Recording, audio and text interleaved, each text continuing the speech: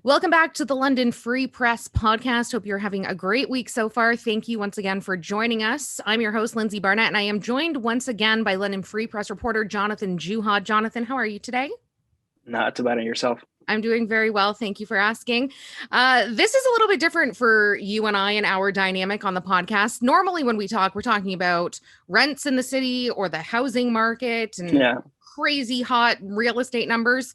We're going to shift gears a little bit, and we're going to do a bit of a recap first to a story that kind of originated back in 2013. In Elgin County, there was a sexual assault against a woman. Things are just starting to kind of wrap up now. And the case, if you have been following over the past several years, is really interesting and a little bit sticky. And we're going to get into that a little bit today. So, Jonathan, let's just do a bit of a recap first, dating back to 2013 and how we got to here. So the case, as you said, is happening in 2013. It's actually the fall of that year. A woman was sexually assaulted at her home in Elgin County. And when she contacted police, both on her 911 call and in a subsequent interview with investigators, she said that her attacker had been a Black man, likely based on the man's accent from Jamaica. And she said that it was likely a migrant worker, one of the many who worked in farms in the area. So as part of their investigation, what the OPP decided to do was to do a DNA sweep of all migrant workers that were close to the house of the woman who was assaulted. And they got the DNA test as a way to find, they were trying to compare the samples that they were getting with the sample for what's called a sexual assault kit, and trying to find the culprit, because the victim obviously didn't know the man, did her best to provide a description to police about what the assailant looked like. So they were trying to find the person. The OPP were pressed for time. Time was of the essence, they say, because the farming season was coming to an end. So that's why they decided to do this DNA sweep, try to get as many samples as they could. And indirectly, the sweep actually helped OPP in the end to solve the case. They focused their attention on one of the migrant workers who did not actually provide a sample, and they were able to get his DNA by getting it out of a cigarette butt, and then compare it to the sexual assault kit, and they found with the man a guy by the name of Henry Cooper. He would later plead guilty to sexual assault, and he was sentenced to 7 years. That's sort of like the initial part of the investigation, right? But years pass, and then now some of the migrant workers have sued the OPP in a class action lawsuit for violation of their human rights, saying that the way that the OPP conducted their investigation was based on race. It was racial profiling, what they did.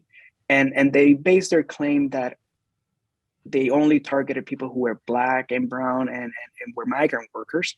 And even they did that to workers who did not exactly match the description that the victim had given police about who the assailant had been. So they say that the way that they conducted the investigation violated their rights, and that's what's happening right now. The case recently had in November, the hearing in front of the Human Rights Tribunal of Ontario, and closing arguments happened on Tuesday. You did a wonderful job of summarizing what's been going on since 2013, because this is a long process. I want to get in a little bit to some of the nitty gritty and as to why this case is so fascinating. So the victim described the suspect, her attacker, as Black, 5'10" to 6 feet tall. OPP investigators then collected DNA samples from a wide range of workers. As you mentioned, they ranged from 5'2" to 6'6". In age 22 to 68. Investigators were trying to compare DNA samples, as you mentioned. Now, there's been a lot of backlash and pushback as to why such a wide net was cast with regards to samples when they did have such a detailed description of the suspect. OPP have said that, when you're in distress and being attacked, you're not always thinking clearly. So they wanted to kind of open things up a little bit, to make sure, like you said, time was of the essence, to make sure that they had as much DNA as possible. Now, a retired OPP detective also said that if it wasn't for this process and casting such a wide net, they very well may not have made an arrest. There's another interesting piece of this, which you said only Black and brown people were targeted. And anywhere else, people are saying anywhere else, had this happened anywhere but Elgin County, this would not have been a thing. And this, to a T, is the definition of racism, according to the lawyer for these migrant workers. It's very interesting. So how many people so far, how many of the workers are involved in this human rights hearing? So there were about 96 workers who actually provided a sample. They also argued that they did it, they felt pressured to do it, not exactly by police, but they felt that because of their condition of migrant workers, if they refused to do it, maybe their employers would not bring them back the next season. So that was part of the also of their argument into what happened. But the OPP is saying that race was not a motivating factor just to target the migrant workers, that description actually came from the victim itself. And it was what initially guided them to sort of like narrow their own search for the suspect, right? The lawyer for the OPP on Tuesday was saying how in many cases, it has been shown that sometimes the descriptions of witnesses can be unreliable. And in this case, the person who was providing the account or the description of the attacker obviously suffered trauma. It was an attack when he said that day the person had consumed some alcohol. At one point, the woman was blindfolded. The attacker had a hoodie that covered a portion of his face.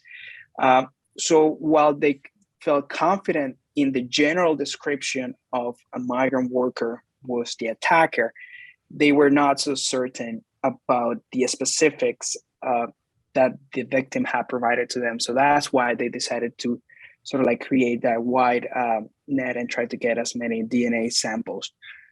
That's sort of like the argument, obviously, that the OPP is making. But at the heart of the matter is many people would agree, as you say, that if these were, let's say, why people would police had approached it the same way, some people would say no.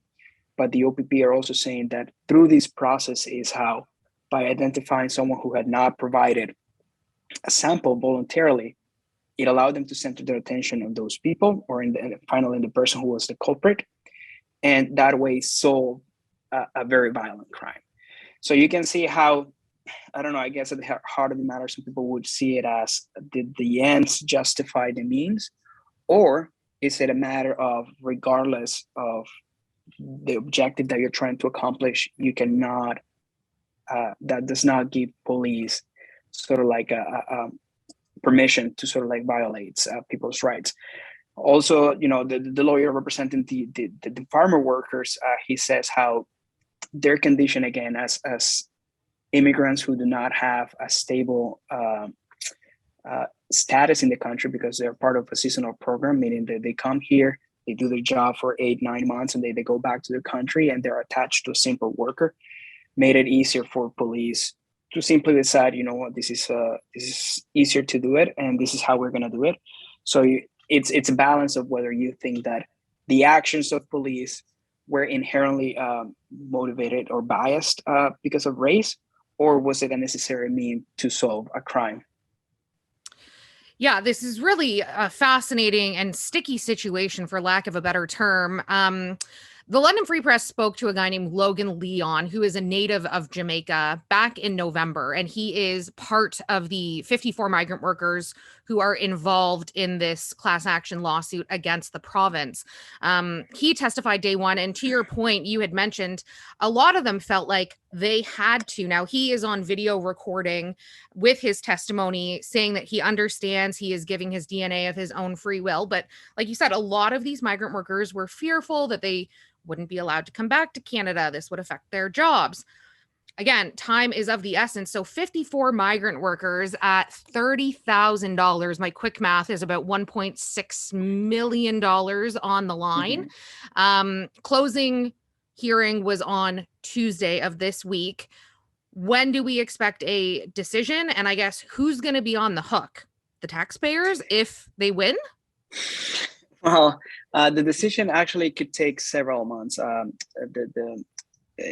The person presiding over the hearing said that it could take up to 6 months, that she was looking to have a decision sooner. But obviously, this is as you said, a very complicated case. We'll see what the determination is. And obviously, I would imagine that it would be the OPP who would have to, pay, and then by extension, taxpayers pay for this. There's also the component that is not just the money retribution that the workers are seeking.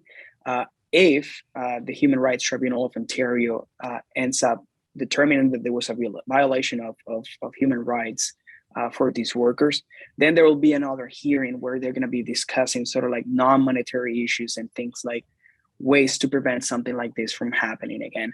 So it's still, as I said, a very sticky case. It'll still take some time for a decision to come, but it doesn't even end there. Then there's the potential of, appeals and things like that, but also how do we frame this situation so it doesn't happen in the future?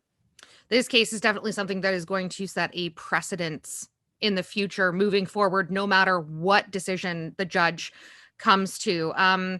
If anybody listening wants to read up more in kind of the process, because I know this has been a bit of a long process with the courts, it typically is. All of these stories are archived on the London Free Press website at lfpress.com. So you can go check them out there so you have a better understanding, more in depth of what Jonathan and I have been chatting about today. Jonathan, I want to thank you for your time today. I know, like I said, just at the start of this podcast, this is not something we normally talk about, but you did a fantastic job. I really appreciate your time today. And I guess I look forward to chatting with you when we get some resolution one way or another. So thank you so much for your time today. Thank you for having me. We'll be back again next week with another edition of the LF Press Podcast. We are streaming on all major platforms. Don't forget, you can always hit subscribe, get a notification as soon as they are uploaded Thursday mornings. We'll be back with another story next week. Until then, stay well.